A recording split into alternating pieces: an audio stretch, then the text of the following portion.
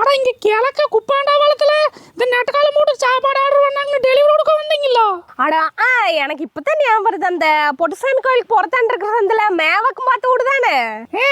அவ வீட்டுக்கு எதுக்காப்புல இருக்கிறதா எம்பட வீடு. நான் வீட்டுக்கு தான் போன் நம்பர் வாங்கி சாப்பாடு ஆர்டர் பண்ணலான்னு போன் போட்டேன். சரி, ஆர்டர் போடுறதுக்கு எனக்கு என்னத்துக்கு போன் பண்ணீங்க? குமாட்ட ஆப்பிள் போட வேண்டியதானே. இங்க வாரமணி இந்த ஆப்பிங்க இப்பம்ல எனக்கு ஒன்றும் தெரியாது. நானே வயசான டிக்கெட்டு, அதுவும் இல்லாம என்கிட்டயே பட்டன் போன் தான் இருக்குது. பின்னோசில தான் நம்பர் போட்டு உனக்கே போன் பண்ணுறேன். இதில் எப்படி ஆர்டர் போடுறது?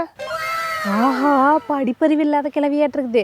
அப்படின்னா ஹோட்டலில் வாங்கி கொடுக்கும்போது பில்லு அதிகமாக போட்டு காசு ஆட்டை போட்டுற வேண்டியதுதான். என்ன ஆர்டர் போட்டுக்கலாமே?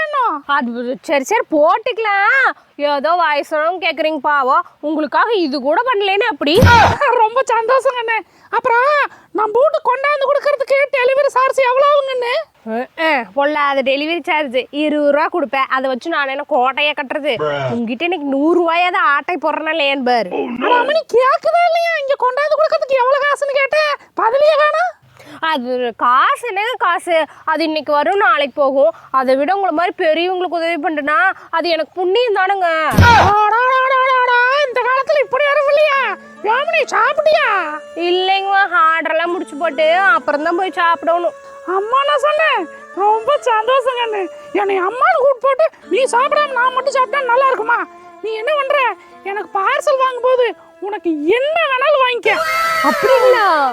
ஆஹா, அப்போ பில்லு சேர்த்து போட்டு காசு ஆட்டை போடுறது மட்டும் இல்லாமல் நமக்கு ஒரு சிக்கன் பிரியாணி மட்டன் பிரியாணின்னு ஓசியில் பார்சல் போட்டுற வேண்டியதான்.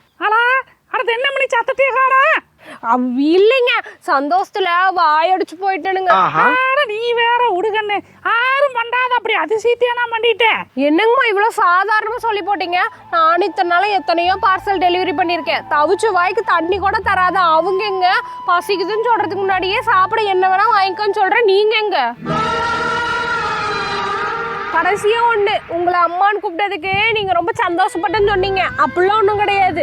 உங்களை அம்மான்னு கூப்பிட்டதுக்கு நான் தான் ரொம்ப சந்தோஷப்படணும். சரி சொல்லுங்கம்மா, உங்களுக்கு சாப்பிட என்ன ஆர்டர் வேணும்னு? எனக்கு தயிர் சாப்பாடு ஒன்று தக்காளி சாப்பாடு இருந்தாலே போதுங்கண்ணு. அப்புறம் உனக்கு மறக்காம என்ன வேணாலும் வாங்கிக்க. சரிங்கம்மா, கண்டிப்பா. நீங்க இவ்வளோ சொல்லும்போது நான் வாங்கிக்காம இருப்பேனா? சரி, எந்த ஹோட்டல்னு சொல்லுங்க. ஹோட்டலா? இன்னைக்கு சனிக்கிழமை பெருமாள் கோயிலில் போடுவாங்க, வாங்கிட்டு வா.